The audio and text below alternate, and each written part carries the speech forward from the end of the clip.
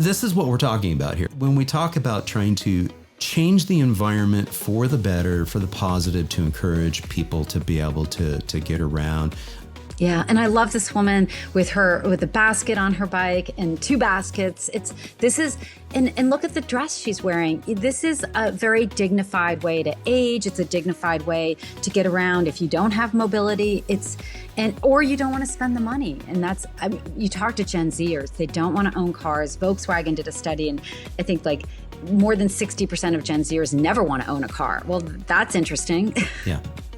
Hey everyone, welcome to the Active Towns channel. I'm John Simmerman, and that is Lindsay Sturman with the Livable Communities Initiative in Los Angeles, California.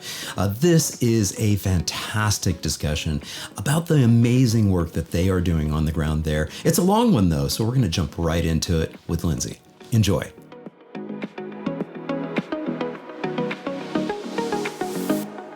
Lindsay Sturman, thank you so much for joining me on the Active Towns podcast. Welcome.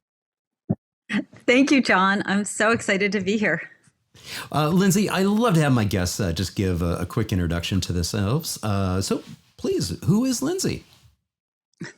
Thank you. I am. I'm on Twitter as Lindsay Loves Bikes, and I have a podcast called Bike Talk. I'm the co-host, and I got really obsessed with bikes a few years ago. And I just think they're the key. The more you learn about them, the more you see how much they unlock in sort of like the issues of a city. One way somebody pointed out this way, and I'm just like, I get to hear all these stories about bikes. And if you're on bike Twitter, you're reading about it. And then with the podcast, I'm able to interview, a Dutch expert on infrastructure. And the more you learn, as I said, is that cities really work best. Obviously walkable cities worked for thousands of years. We invented cities 11,000 years ago. But bikes really go with trolleys to make a city work. And cars worked for a while, but we've sort of overrun our cities. And we know that, it doesn't, you can't keep expanding roads. We know induced demand. So bikes hold this key to making mobility work, but they also actually are the key that makes housing work. And so that's what this group, the Livable Communities Initiative, which I'm so excited to tell you about, sort of discovered. And then we're a sprawling group that, sometimes we're between 25 and 100 people, experts from UCLA, architects, urbanists, experts in mobility who have come together to try to understand how LA got to the crisis we're in and come up with a framework and a plan to get us out, hopefully. Yeah. And you mentioned Twitter, and we all tend to spend a little bit of time out on Twitter. Bike Twitter is still strong out there. And so, so there you are. Lindsay loves bikes out on Twitter. So folks, if you're not already following Lindsay, you definitely want to do that. We're going to talk all about this amazing group. And I'm glad, I love the way you sort of described it. It's kind of this whole very, very varied group of folks that have come together for the Livable Communities Initiative. Where did that initial sort of seed get planted? Who really came up with this idea? Yeah, so we're a group of about 3,000 activists. My neighborhood it's called Larchmont. We're in sort of the Hollywood area of Los Angeles. And we knock doors, we phone bank for progressive causes. And we wanted to understand the housing crisis. And it was during COVID, and LA just has an absolute tragedy going on, right? It's like our unhoused neighbors we all care very deeply about. Everybody in the city wants to figure out how to fix this, and we can't build housing. So my neighbor who runs this group, Hodge, Hang Out, Do Good, it's really wonderful and warm. And she got us together. She called it the Housing Huddle. Let's understand this. And we did a ton of research. We honestly read, like, one guy in our group read thousands of pages from the Turner Center at Berkeley. Like, they study the cost of housing in California. Like, we read, we're kind of nerdy and wonky. So I literally signed up for office hours with professors at UCLA. You can sign up online, you get 10 minutes. So can you explain this to me very quickly? So as we were delving into it, we came to realize a few things. We have to build housing that's in dispute because there's been a war going on in many cities across America. We hear this. about where should we put our housing? How do we build our housing? And we took the tack, we're going to accept the data. We're going to accept the research. We're not going to sit here and quibble. We're not experts. And the data really is clear that we need to build in LA somewhere between 500,000 units of housing and 1 million units of housing. And it affects, because we have a scarcity, our rents are twice what they should be. And that's what's driving our crisis. And it's kind of counterintuitive, or it's like a couple steps. But once you kind of see it, it's like, okay, we need to build housing. And then we had conversations, a lot of difficult conversations, and we talked to NIMBYs. I'm a bit of a YIMBY. I kind of came in as a YIMBY. But we tried to figure out how to find common ground. And that's what we do as activists. You door knock and you try to meet people where they are and convince them to vote for your candidate. So we did a lot of listening. And you don't have to go very far into this to realize that these issues are all interrelated and connected. And so we look at land use and the zoning that is involved with that. You look at mobility and parking minimum requirements. And it's like, oh, wait a minute, this is all interrelated and interconnected. You all have a wonderful 5-minute video. I propose that we go ahead and play that video now. Great. And then you and I can come back and talk and reflect on this a little bit. The Los Angeles housing crisis is twofold. The part we all see in our neighborhoods, tents and the encampments, and the part where everyday people can't afford housing near their jobs and in the neighborhoods where they want to live. So they have to live far away and deal with super commutes just to exist in Los Angeles. There are incredible programs to support our unhoused neighbors, but the homeless crisis is interconnected with the housing shortage, and every day more people fall into homelessness than we house. We need more homes if we're going to fix the problem. Builders lose money when they build small, affordable units. This is a housing and human dignity crisis, and to address it, we need to build more housing, almost 500,000 units, and in neighborhoods where the jobs are, like Culver City, the West Side, and Hollywood, that haven't built their fair share of affordable housing, and bringing community-driven revitalization for neighborhoods that haven't had their fair share of amenities. Why hasn't this been fixed? Because stakeholders can't agree where to put the housing, and when neighbors fight the housing, it starts a domino effect. Neighbors are concerned about aesthetics, height around residential houses, more neighborhood traffic, and of course, parking. We keep saying no, but what if there was something we could say yes to? What if we could create walkable, vibrant, mixed-use streets by building up on a few of our commercial corridors? We could have alfresco dining, wide sidewalks, slower cars and fewer of them, tree canopies, more local businesses, and even safe bike lanes, which gets us to the metro to go anywhere we need to without using our cars. We'd essentially be creating a 15-minute city, meaning we could get to the most things we need within 15 minutes. And similar to places like New York and Boston, we can park a few blocks away in a parking structure, grab our cars when we need them. Truly a great way to live a car-light life. Most people want to live in a walkable neighborhood, so much so that it can increase nearby property values by 15%. And you can live here without a car. And the thing that makes it so expensive to build housing is building parking. The parking can cost more than the unit and makes rents so expensive. Right now, the laws we have in place make it so builders almost always build luxury, the housing we don't want. Get rid of the parking and make it so builders build the housing we do want. Small, affordable units and walkable neighborhoods. Picture Westwood Boulevard. On one end, it terminates in Westwood Village, and on the other, in a residential area. Since people don't want major traffic in their neighborhoods anyway, and you've got the Purple Line as well as Sepulveda and the 405 right there, this street is a great candidate for building up. Plus, 63,000 people commute into Westwood for work every day.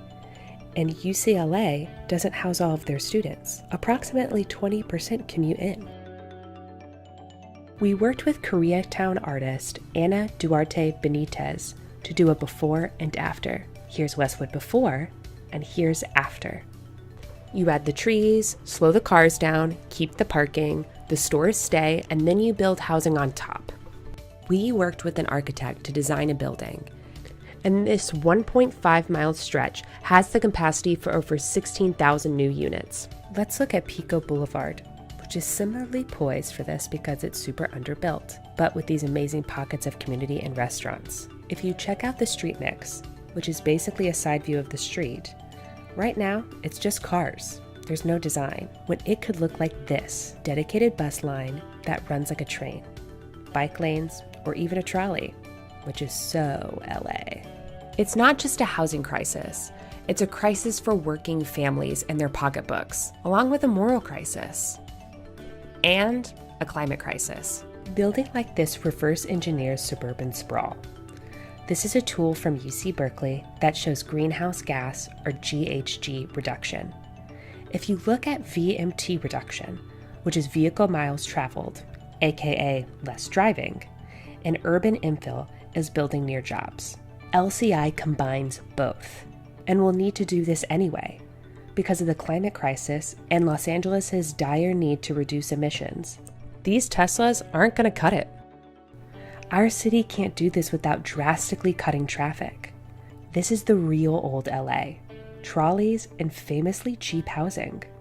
We want to do this fast, with urgency, and center the most affected, our unhoused neighbors. So far, the LA City Council has included LCI and their housing element with their 8-year plan to build housing.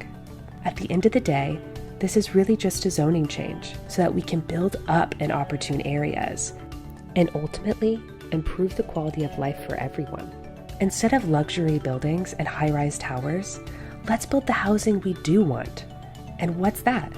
Affordable models, small and medium-sized apartments, and walkable car-light neighborhoods, all at zero cost to taxpayers to focus our limited public funding on the most vulnerable, attainable homeowner opportunities for those who want them, so everybody can build equity, and we can close the intergenerational racial wealth gap.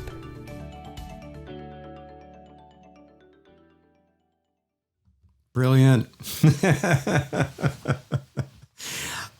Wow. That video, I watched it. That's the third time this morning I've watched it. So fantastic. Well, very, very well done.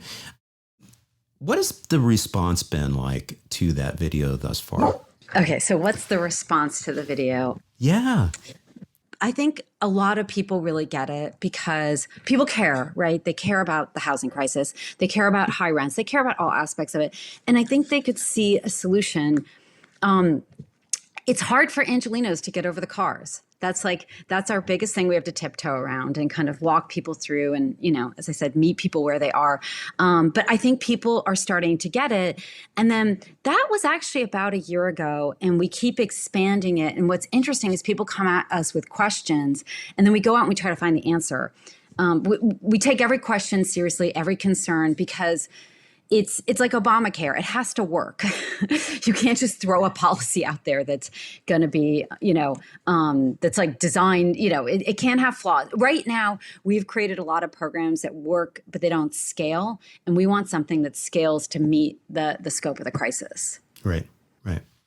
So one of the visuals that was used in there is a beautiful visual of the 15-minute city.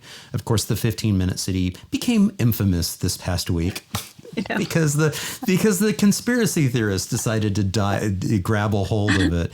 But that's how we know it's great. Exactly. I was like, what? You got to be kidding me. But I'm glad that was very much a part of it because, for those of us who've been doing work in the urbanism world for quite some time now, we didn't have that terminology of the 15-minute city, but that's exactly what we've been talking about is walkable, bikeable, communities where you can meet your daily needs with, through active mobility. And you're absolutely right. This brings me back to really what my family kind of grew up with when they first moved to Los Angeles. This is what it was like, I mean, and people don't think of LA as being, a place where, like this image here from Pasadena.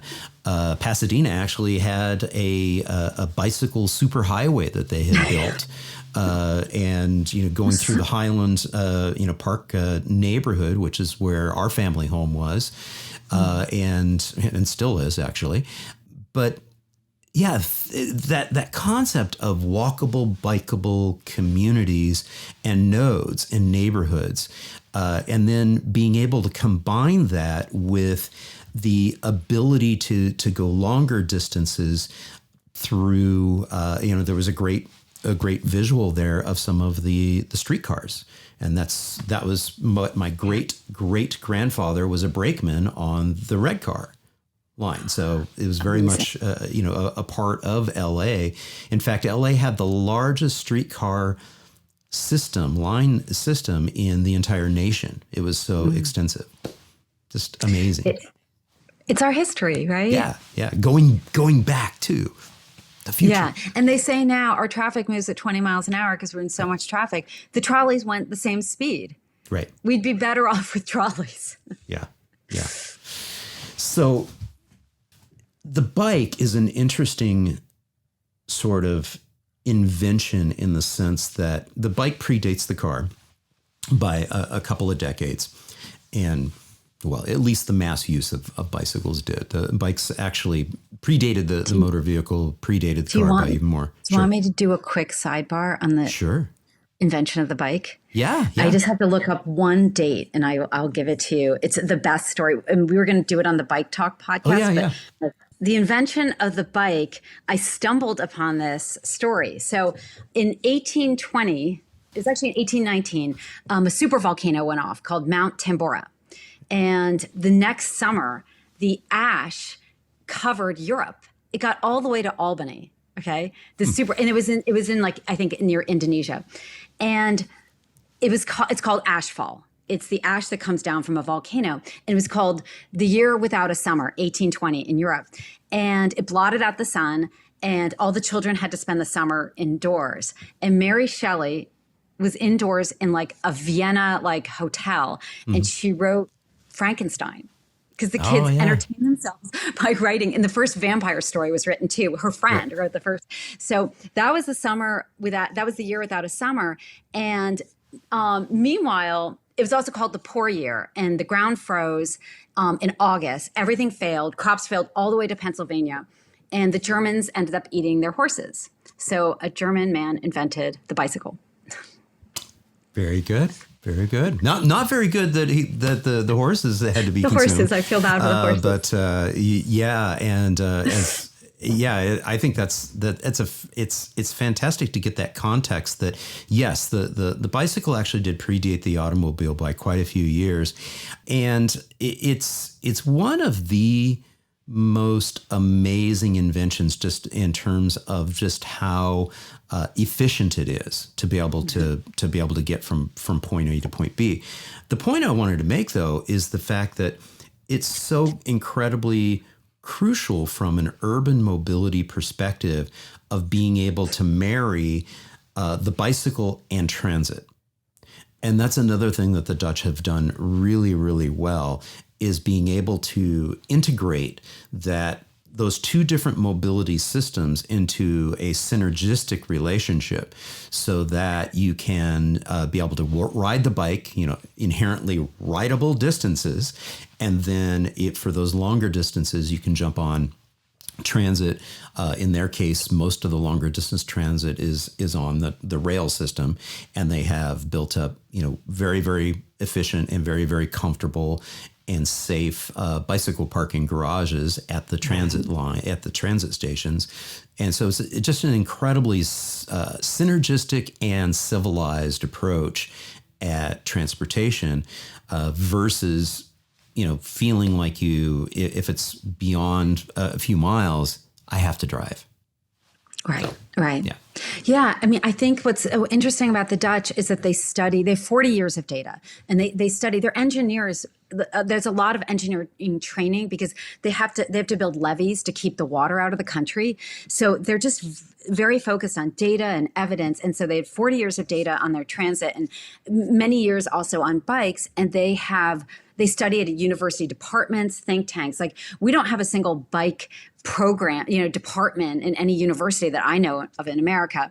So what they've done is they've figured out how to perfect it. And what kind of opened my mind to this is a systems engineer who formerly worked at Bird, Martin Tomas, joined our brain trust, and he's a mobility expert, and he thinks in terms of systems.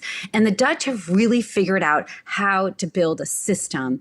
And here's this one thing I learned interviewing people on the podcast is that buses don't scale unless they're fast and frequent. So a bus that stops at every tree, it doesn't scale. And this is where I think that Americans, we should be, if you pay attention to design and engineering, like for instance, we don't build bridges that fail or aircraft that fail. Like we build stuff that is the banking of a freeway is highly engineered so you don't flip your car when you turn.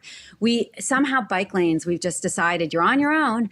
And I think that I can share some data about how it's not incremental. It's a choice. It's an on-off switch. If you're a senior, I am too old and in not good enough shape to bike in a way that I'm scared. And that's comes into sort of this idea. Here we go. And I love this tweet so much. It got a ton of love. I'm on a bike lane. I'm on the highway. I'm riding on the combination highway bike lane that, a certain city thinks is bike infrastructure. And, this is nobody's fault. We've gotten here through a million just misbeliefs. And one of them, I think, is this idea that we can incrementally take a terribly unsafe bike lane and just kind of inch it forward. And I think, to quote somebody who was on our podcast, Dave Campbell, as he said, he's been trying this for 25 years. It's like, we don't mix sidewalks and cars. Why do we mix bikes and cars? And this idea that you make this quantum leap from about, absolute ceiling of 8% mode share, which is New York and Portland. Portland's the Amsterdam of America. And this is all great, but you make a quantum leap to 80% of people will bike once you make it safe. Yeah. Well, and it's important to be very, very clear that there's a difference between the infrastructure and how the infrastructure kind of works with the overlaying culture of where this is happening. And so this is a nice little graphic that you guys have here on the secret to a happy bikeable streets. And really what we're looking at trying to do here is create systems where we're not limiting the number of people that will feel comfortable riding in the environment. There's a misperception, though, that, and really it's all about speed. So that's what this slide is here, is we have to be very, very clear and open with the fact that this is such a telling, graphic. It's a horrific graphic, but it really gets to the point of understanding what helps people feel comfortable in their environment, on their streets, in their public spaces. And I mean, honestly, this has been one of the most gratifying messages to be able to get out to try to help break through and resonate with as many people as possible. Yeah, and I think it's the fly in the ointment. It's the thing that's breaking the whole system. Is that we're not realizing. Someone said we're a frog in the water. We don't. It took COVID for me to realize. Wow, when you take the cars that are going 70 miles an hour on the street next to my house, right? Like It's so scary. And I didn't realize. And then once the cars were gone and I'm interviewing people all over the world hearing this, and I'm like, it suddenly just all made sense. Like, you just have to slow the cars down. And what is the speed you want the car going when they hit someone? 9 miles an hour, everybody walks away. 20 miles an hour, you have a 10% chance of killing someone. And that's really hard on the drivers. And it's really frustrating to have people, fight bike lanes, but when you talk to them, they're like, I'm afraid of hitting someone. That's a really different conversation than like, you don't deserve a safe bike lane. And I think that's where the empathy comes in, not just for the people who are fighting it, but also this idea of what is the speed you want the car going. And then when you ask people 9 miles an hour or 20 miles an hour, and like if it's involving children or really anyone, you're like, I don't want people hit by a car. 0. That's actually the answer.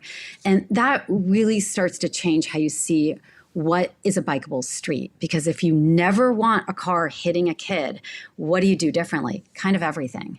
Yeah, yeah.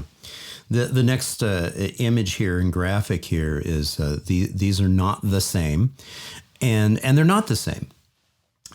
But what is interesting is that the photo on the right is actually a shared street. It's actually not just a bicycle street. It's actually a 15 mile per hour street. It's a 30 kilometer per hour zone. It's what they call a fietsstraat in the Netherlands, and it's an environment where it's very frequent that the number of people on bikes far outnumber the number of people in motor vehicles, and people drive at very, very safe speeds, and they are inherently safe. Yeah. Do you want to go back really quickly? Sure. Okay, so the 18 is 30 kilometers an hour.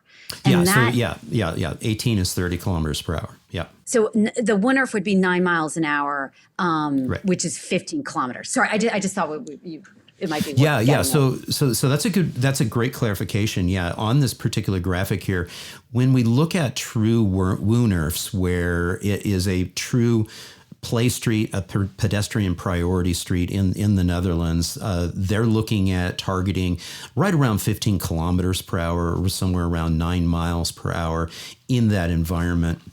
Very few people are actually on that street in a motor vehicle trying to get to a place. If anything, they're probably just trying to get home to park their vehicle. It's a very, very ultra slow speed environment. The bulk of the Dutch network, nearly 70% of the Dutch network, is actually what's considered shared space, where or some form of shared space. Some of that is Wunderf. Very, very small portion of it is Wunderf, and very ultra slow speed, but the majority of it is 30 kilometers per hour, which is right around 17 point something miles per hour. And those are the fietsstraats and the edge lane roads, advisory bike lane type roads, and other types of shared space. And it's considered safe in that environment because it is it's like this culture of understanding that as a driver, you are going to stay behind, you're going to be patient, and you're not going to force the matter. And we can debate whether that type of environment, that type of shared space would ever work in the United States. I would say that it probably will, but it's going to take time to get that sort of shift to happen. And it's really traffic calming that needs to take place with the modal filters and things of that nature to make sure that, people who are in a hurry are not going to be on that street in the first place. So, and even if they were, they're going to have to divert off that street very, very quickly because it's not a through route for them.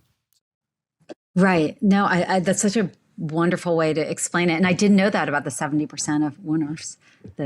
Well, yeah. So that is like the shared street. Sorry. Yeah, that is like the thing. Everybody thinks of protected and separated infrastructure in the Netherlands and in Denmark, but in reality, the bulk of their network is not protected and separated. It's actually shared space with slow speeds. Most of it in the 30 kilometer range. And the beautiful thing about 30 kilometers is a speed that where you don't even have these. You don't have this The reason why this doesn't exist as much, or it isn't as applicable, is because it's slow enough, it's close enough to human speed when you're on a bike, and because you're traveling probably about that speed too, is that the collision just never occurs. It doesn't show up on the statistics because it was avoided completely. Right. Yeah, I love this series of photos, and I think that this is a wonderful way for us to take that conversation and let's blend it towards some of these visions that you all are having of what a livable communities could be in the LA context. Talk a little about this series of images that we have here. Yeah. So we wanted to marry, obviously you need walkability, bikeability, and transit. And so we sort of split it up. So walkability was those old historic main streets. So LA was a city of 400 villages that got connected by trolleys and then later cars. And everybody biked, as you said. And that fine-grained retail exists, and that gives you your walkability. And Hollywood Boulevard is actually a great spot. Now, how do you get the bikeability? So what we realized is that everybody's been trying to do 15-minute cities for decades, right? As in LA has. And there are already these plans in place. And this is called Heart of Hollywood. And it's an 8 blocks with the Walk of Fame, which is really wonderful. And people love to go visit. And so they wanted to create this tourist area that's, as you can see, very slow cars, lots of alfresco dining. They kind of hid the bike lanes because they're controversial, widen the sidewalks, and just create this really wonderful place. And they have 4 designs for the street, and one of them is pedestrianizing it. So what's interesting about this is that you don't want Carmageddon, especially in LA. People are very sensitive to traffic. And so they'd already done the math that you can take the cars off Hollywood Boulevard. It's a unique street because it dead ends. So already it's not like a artery through the city. It's tucked at the base of the hills. So when streets come up, they kind of end like a block later. So again, you're not in this high traffic area. And they have movie premieres at the theaters you can actually see there. They have movie premieres and different premieres all the time. So they know how to take the cars off that street. So we wanted to hook into existing community plans with a ton of, positivity. And that's another thing we're just trying to do is like hook into like the positive, right? Like rather than try to like shame or scold or like do a power play on people. It's like, we're at a standstill. How can we all come together and do something both thoughtfully, intentionally, but also has broad appeal? So Hollywood already has this plan. People are already excited about it. It's like, let's hook into this. You slow the cars. And as you just said, really, if you want to get bikes, you pretty much, and the Dutch will say this, only have to slow the cars down. Of course, protected bike lanes, and that you need those on all the corridors. But to create a little neighborhood, you really just want very few cars. Yeah. And in fact, they're kind of their standard that they use in that systematic safety that you were referencing is that for any street that is more than 30 kilometers per hour, that's the dividing line as to when they require the protected and separated infrastructure for cyclists, for people on bikes. Not cyclists, for people on bikes. They don't identify as cyclists. They just identify as people on bikes. But and I guess one of the things too to think about, because you mentioned in this visual here that the bike lanes are kind of hidden because they're kind of controversial, is that I wonder if we really are doing ourselves a disservice to continually kind of refer to them even as bike lanes versus some form of mobility lane. I mean, one of the most I think most encouraging and beautiful images that we have when we look at the people who are out on the streets in the quote unquote bike lanes in the Netherlands is oftentimes they are people on mobility scooters in wheelchairs. I have 2 family members who can't drive due to a disability, and more people can use an adaptive bike. More people with disabilities can use an adaptive bike than can drive. So for people, a lot of us are very passionate about the issue of accessibility, as I said, for family members or just yourself. we lose our ability to drive. We outlive our ability to drive by 7 to 10 years. So seniors get trapped in a suburban home. It becomes a crisis of loneliness, or you have to move far away from your kids to live in, a place. The Villages is 100,000 seniors in Florida with no cars. It's golf carts, because you can drive a golf cart and a trike. So I think that's such a good point, that this is really about, somebody said to me, LA pushes out people who can't drive. And we should be a city for everyone. This is what we're talking about here. When we talk about trying to, change the environment for the better, for the positive, to encourage people to be able to get around. As you just mentioned it, being able to feel comfortable jumping on a comfortable upright bike, to be able to run some errands throughout our lifespan. Yeah. And I love this woman with the basket on her bike and 2 baskets. And look at the dress she's wearing. This is a very dignified way to age. It's a dignified way to get around if you don't have mobility. Or you don't want to spend the money. And you talk to Gen Zers, they don't want to own cars. Volkswagen did a study, and I think more than 60% of Gen Zers never want to own a car. Well, that's interesting. Yeah. It really is.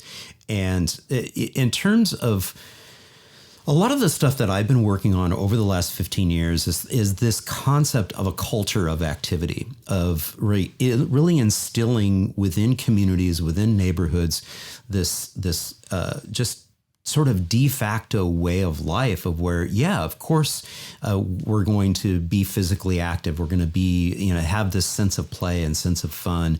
And this photo just says it all for me.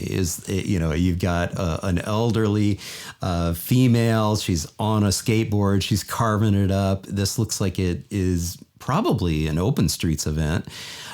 Which are fantastic. Ciclovias are fantastic for being able to reframe what our streets are for. Talk a little bit about that, because I think that's something that is a bright spot, that's happening in the LA Basin area, of helping to move that along. Obviously, COVID.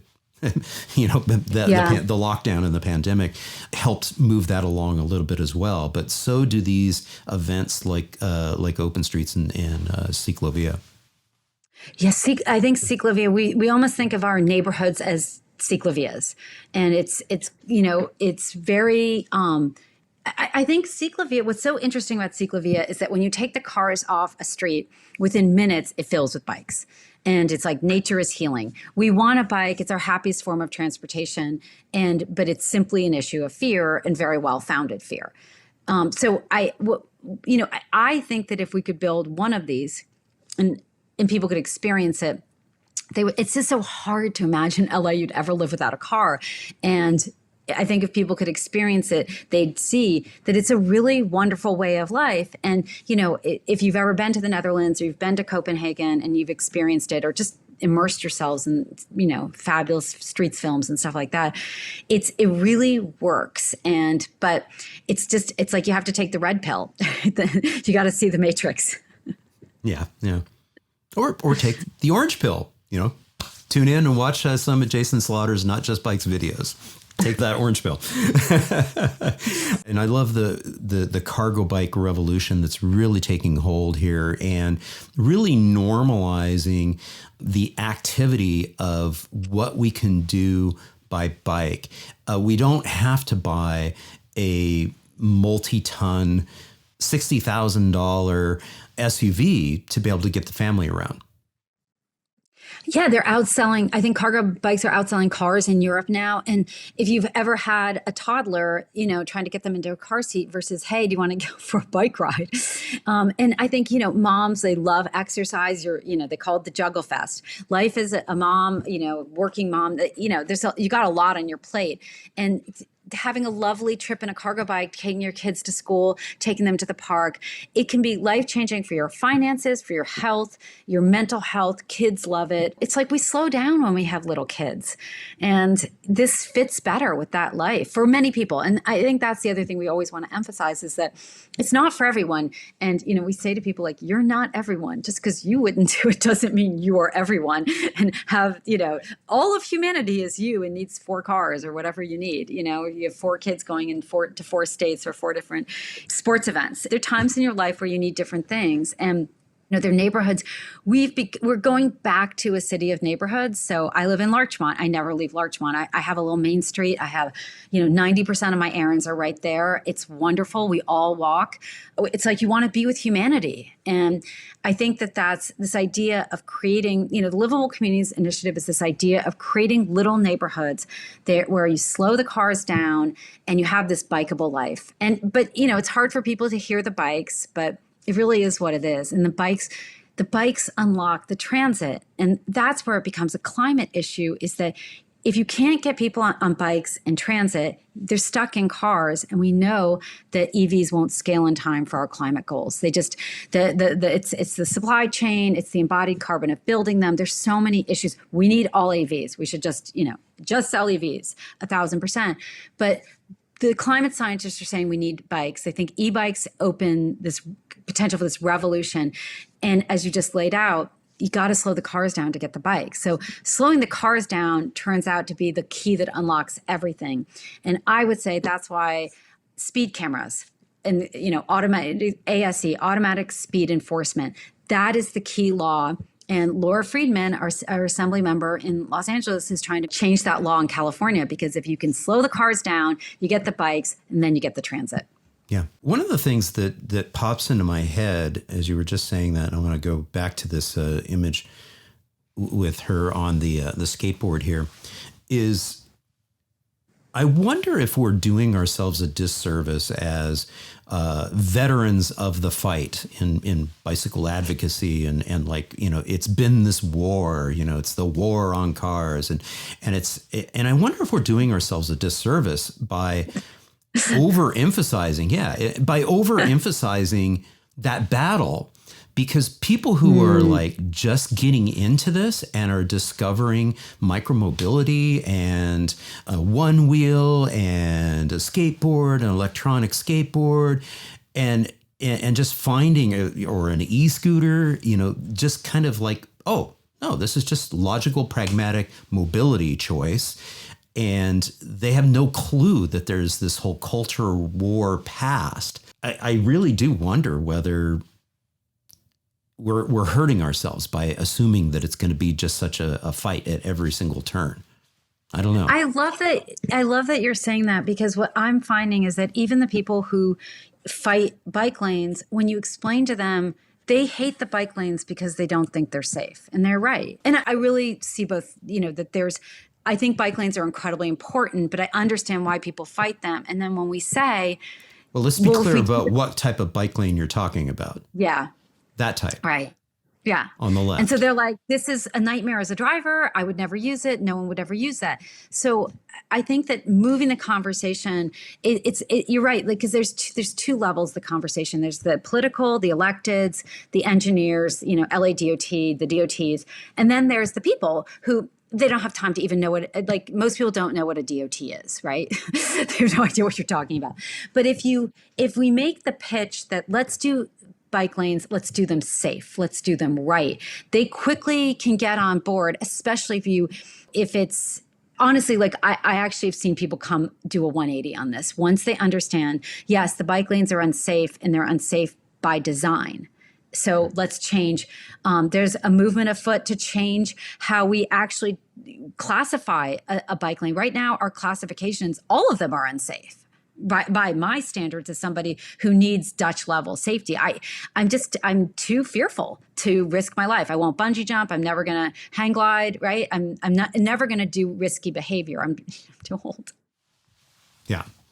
And I love that in the video that Westwood Boulevard was looked at, and you had this opportunity to look at the before and the after. And this sort of illustrates the possibility of what we're talking about when we're talking about creating a safe and inviting all ages and abilities facility, mobility lane. That's what we'll call them. We'll call them mobility lanes, where people on bikes can be there, and you can have your e-scooter there. And by the way, there's still parking here. Take a look. We've got some parking. This is a parking protected facility.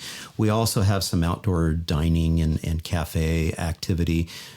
And by the way, we're hitting that target of being a truly safe speed at 10 miles per hour here.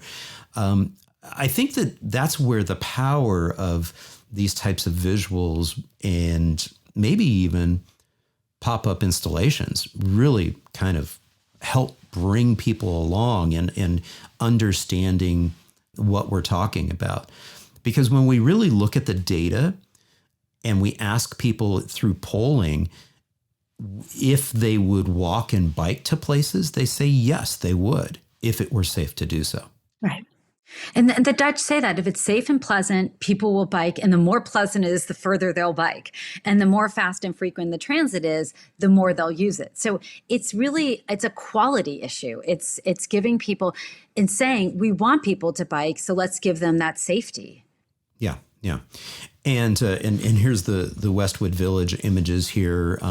Again, taking a look at this and the before and then the visualization of how we can do that. What I love about this visualization between these two images too is the emphasis on something that I think needs to be talked about much more openly, and that is the role of street trees and canopies, street tree canopies in this. And so we see the strategic use of being able to utilize the trees and creating a tree canopy to try to help with that heat island effect. And so you have that ability to get some shade onto the pedestrian realm and onto the mobility lane realm there to be able to encourage that active mobility as much as possible. Yeah. And these are slightly unrealistic. I know it's been, people have told me, but that's, the idea is eventually you get your kissing canopy. You really grow them out and it changes everything. And one thing is it's also an equity issue that we're talking about building affordable housing in safe neighborhoods where it's safe to not own a car, essentially, and pleasant to not own a car. And this idea that everybody should live on a tree-lined street, everybody should have the quiet and calm of a suburban neighborhood. And then there's serious health implications of living near traffic. It's the pollution and the sound. The sound actually increases your risk of dementia. The pollution increases your risk, obviously, of asthma, but also MS and Alzheimer's. So there are real safety issues. And LA is having a conversation, all cities, I think.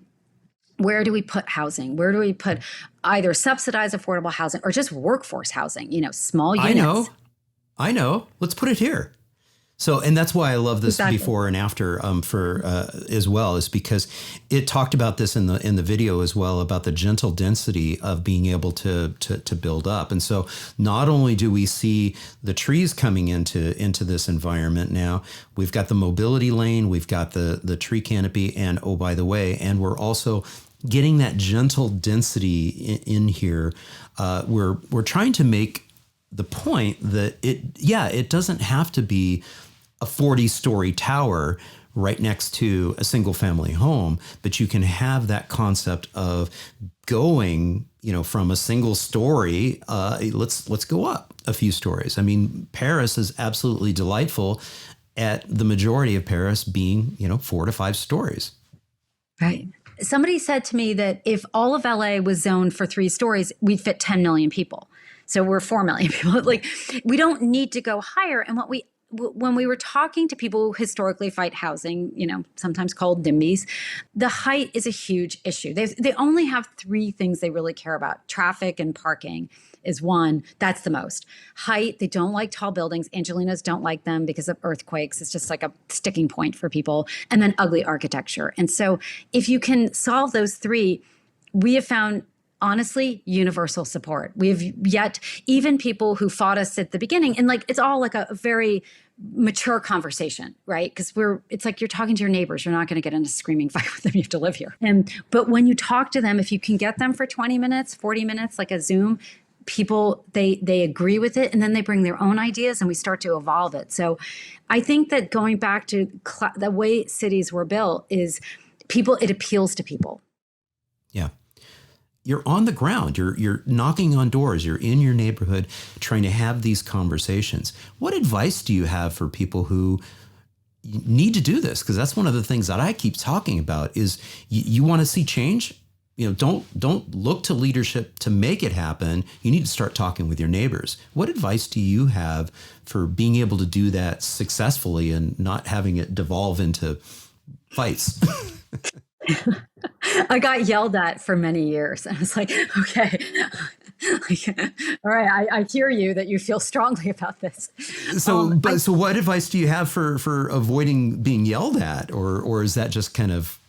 Yeah, we methodically built the case through conversations of where we took the feedback and people said, we don't like this. And what about this? What about this? And like, all right, let's go talk to experts. And we pulled in, we're lucky to have UCLA right here, but anybody can do office hours at the professors want to get the information out. They live for this. And they're like, we sit in our, in our rooms typing up this data and these, research. And then the activists have to go out and actually spread the word. And I think it's when you meet people where they are and listen to them and don't scold and shame them and tell them they're a terrible person for, their views, on the height of a building. And we have such a horrible history in this country with redlining and racism. So there's so many layers of this conversation.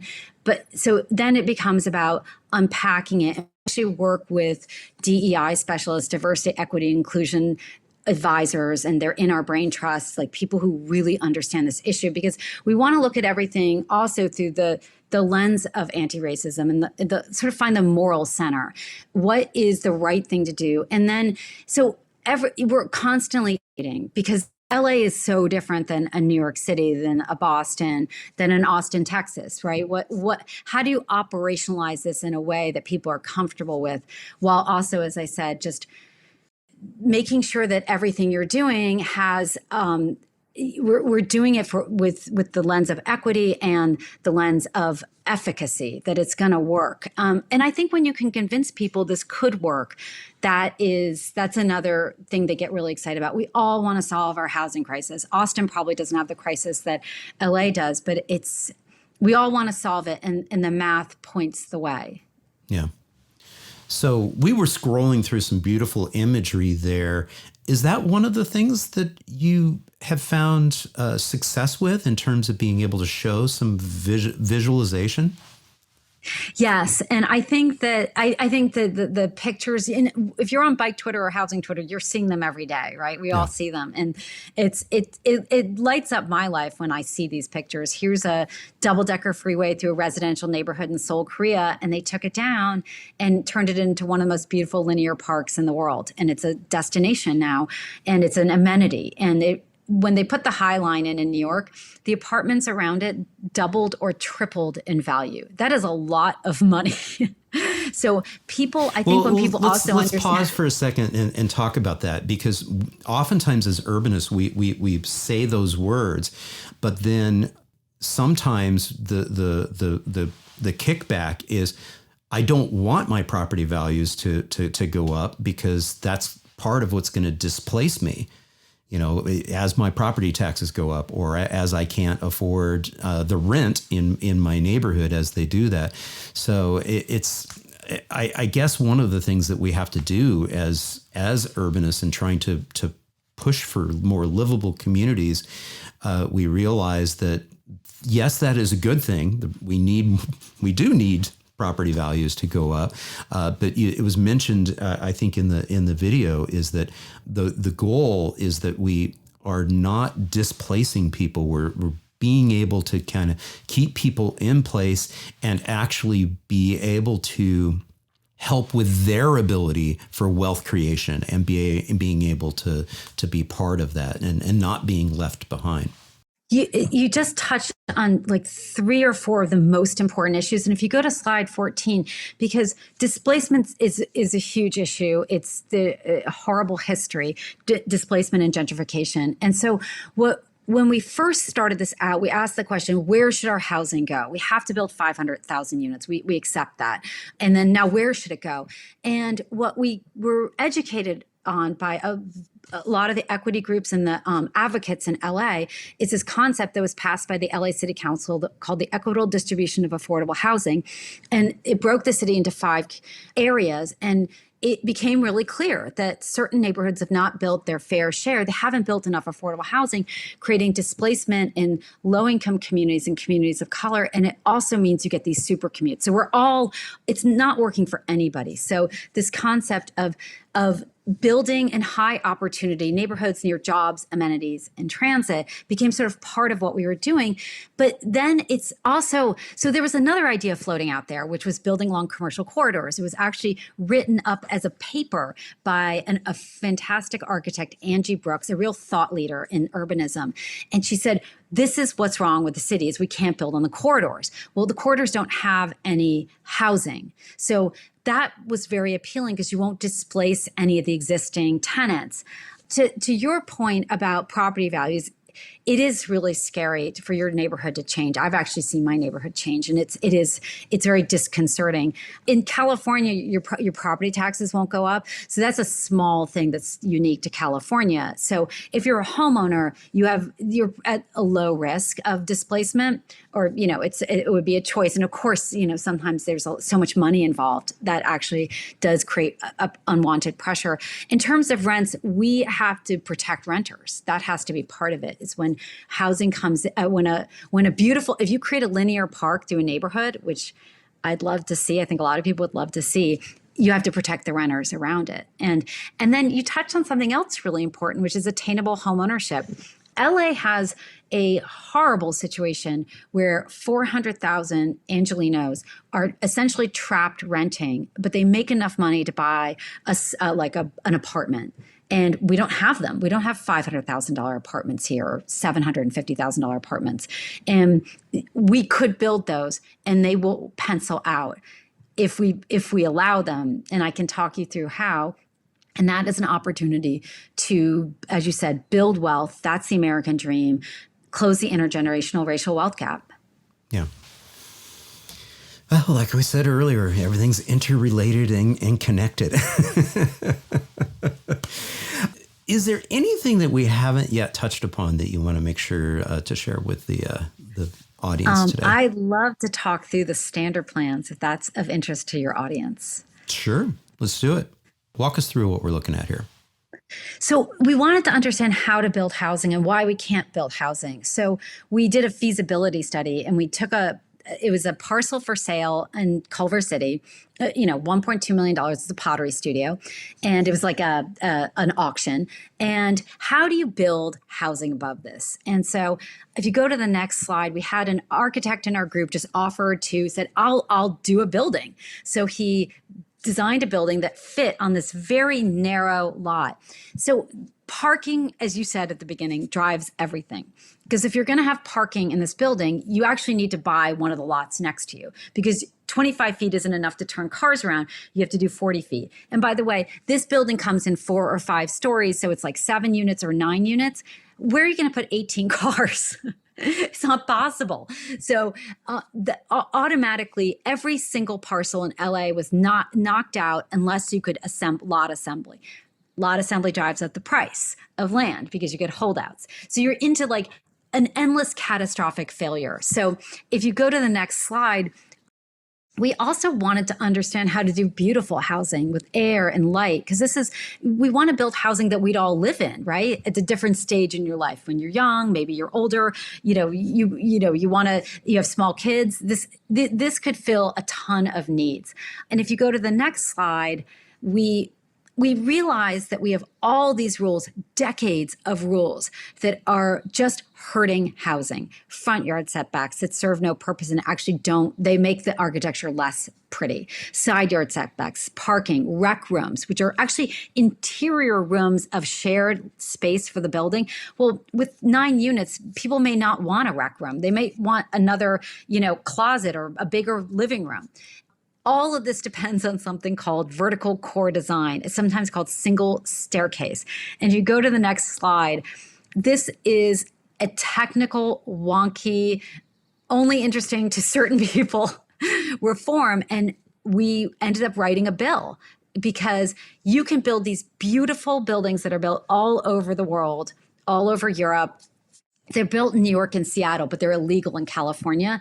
And if you go to the next slide, and there is nothing wrong with this housing.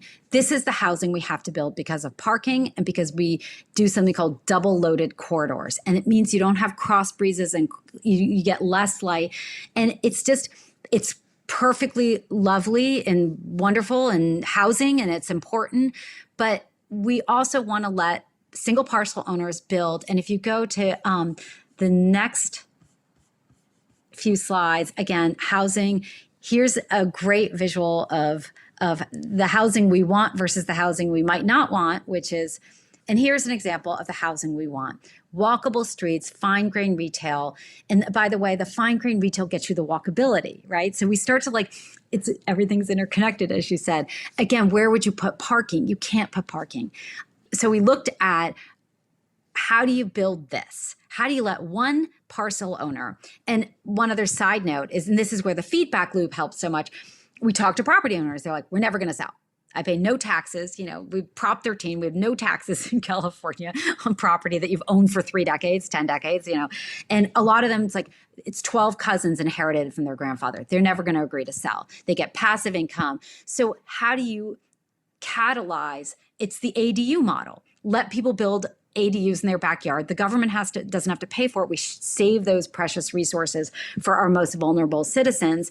And you unleash individuals to build housing for themselves, their family, their friends, for some income. Yeah. And so this brings us to two main things that we're talking about. We're talking about zoning, and we're talking about, parking reform. So both of these are policy related things. Is there a fair amount of momentum heading in that direction to be able to have those things, get improved in the state of California and in the Los Angeles area? So we are seeing a lot of momentum for change. We have a housing crisis, and we've taken pieces of it, and now we're trying to pull it all together and operationalize it in certain neighborhoods. But the laws that have to change are vertical shared access. And Assemblymember Alex Lee, who's a real housing advocate, just introduced a bill we co-authored, co-sponsored, I should say, to change these rules in California. And I think that there's momentum. We're working with about 6 different cities. Everybody has their own building codes, but people are starting to understand this innovation that was brought by Ed Mendoza, who's a former city planner and is our policy director. He had this brilliant idea of, don't try to jam beautiful architecture through our existing code because it doesn't really work. Change the code. Let's rewrite it. Let's go in and make everything safer. And if you go to the next slide, do something called standard plans. And standard plans they exist. It's actually how Paris was built. You have architects, you can do a competition, you can have just people offer them up. And every parcel in any city, they're all the same size by design. So every parcel on a street is either a double lot or it's a single lot. And so you can design a building that fits every single parcel. And this does a couple really cool things. One is they're pre-approved, 24-hour permit. And we know that they work. They have to be, everything has to be safe. So you still have to do 90 days at the city, the Department of Building and Safety, but it's not 4 to 7 years, right? So we're down to, these can get built in a year. So that starts the economics to work. Because right now we have an economic failure, a market failure. You can't build affordable housing without losing money.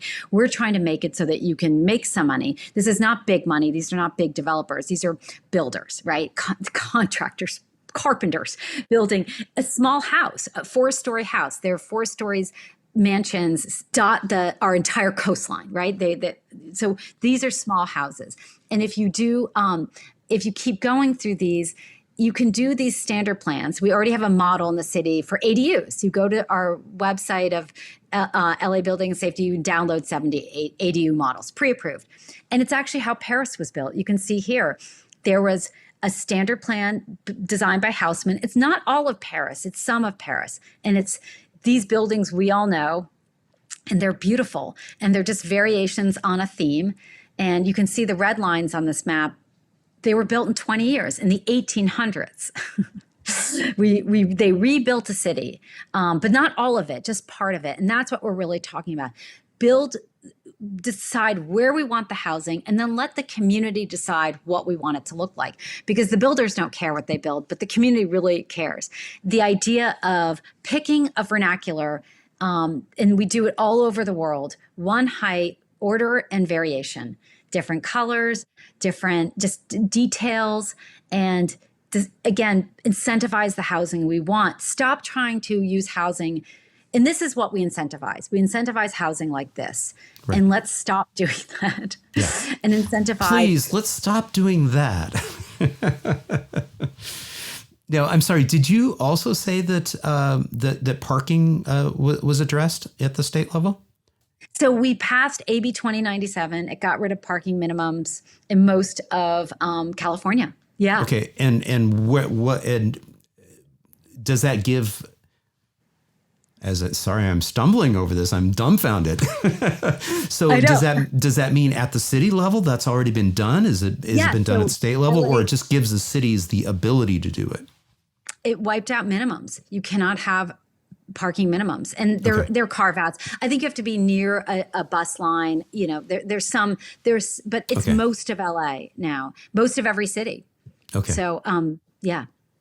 Interesting. But the developers will still put it in unless you give them mobility. And we know that because Santa Monica got rid of parking minimums in parts of the city, and the developers for 5 years they still built the parking. So that's where. And it's not a magic bullet, right? I mean, it's not something that is immediate. I mean, it does take time, but it is the thing that helps start to open up affordability of construction when you're not being forced to build a whole bunch of excess, parking. So, yeah. Right. Yeah. So this is what we were just talking about is that, when we're talking about this challenge of trying to build affordably, if, parking is required, it really messes up with the affordability equation. Right. And the catastrophic failure, the domino is that if the people who fight housing don't want tall buildings, and they don't want more traffic, and they don't want ugly architecture. The compromise was parking. That got rid of the parking problem, but you still have the traffic problem. So, and to accommodate the parking, you have to build big buildings and go high, right? So it kind of kills the architecture for a bunch of reasons. So then the pink and the slide is the soft costs and the carrying costs. And that's the lawyers, expediters, and consultants you need to hire to get through the neighbors because they're fighting you. And the carrying costs are the 4 to 7 years of interest and taxes you're paying as you try to get through the neighbors.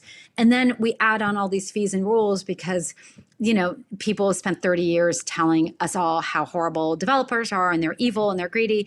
And honestly, it's almost not even important how, the battle lines got drawn long ago.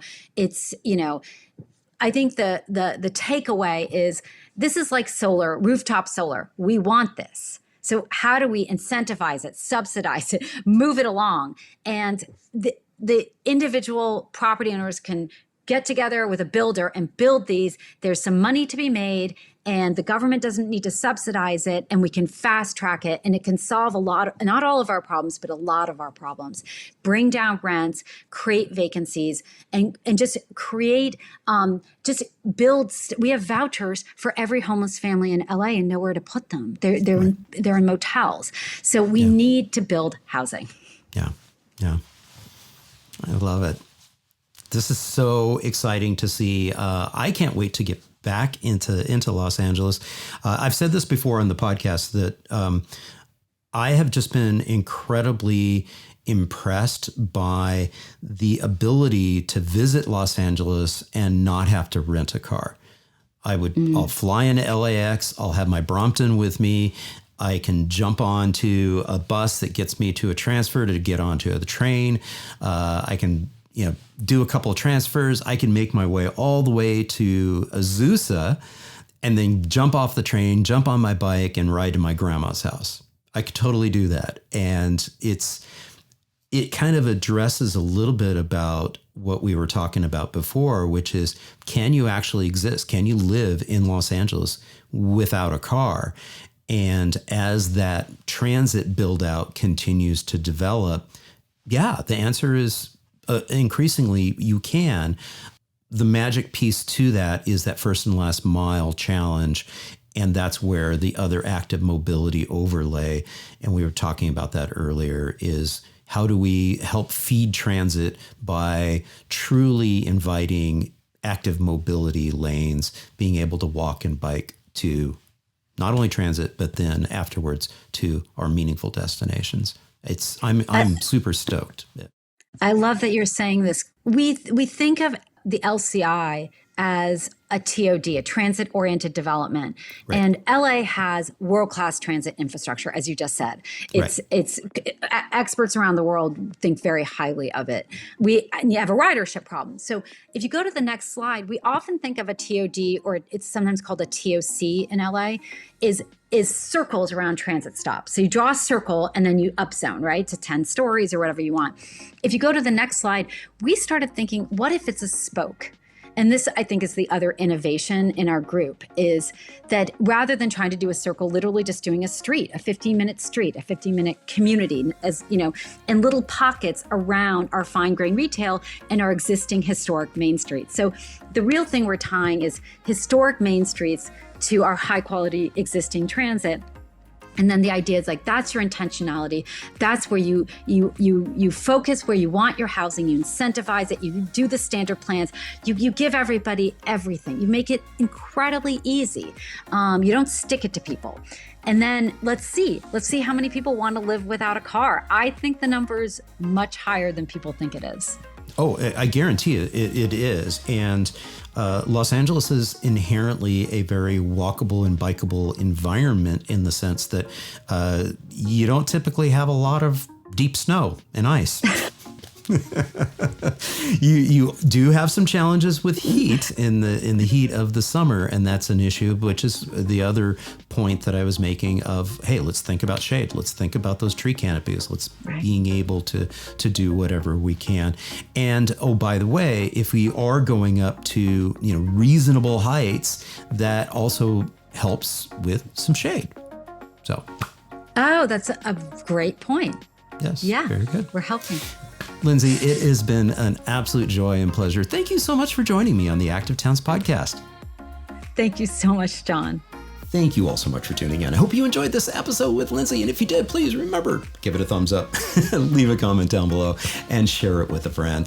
And if you think your community would benefit from a similar type of effort, the Livable Communities Initiative, head on down into the show notes and the video description down below for the contact information with LCI. They would love to be able to help get more of these going around the country, around the world. Again, thank you all so much for tuning in. I'll be back next week with another episode. This is John signing off by wishing you much activity, health, and happiness.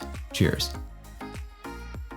And again, sending a huge thank you out to all my Active Towns ambassadors supporting the channel on Patreon, Buy Me a Coffee, YouTube Super Thanks, as well as making contributions to the nonprofit and purchasing things from the Active Towns store. Every little bit adds up and it's much appreciated. Thank you all so much.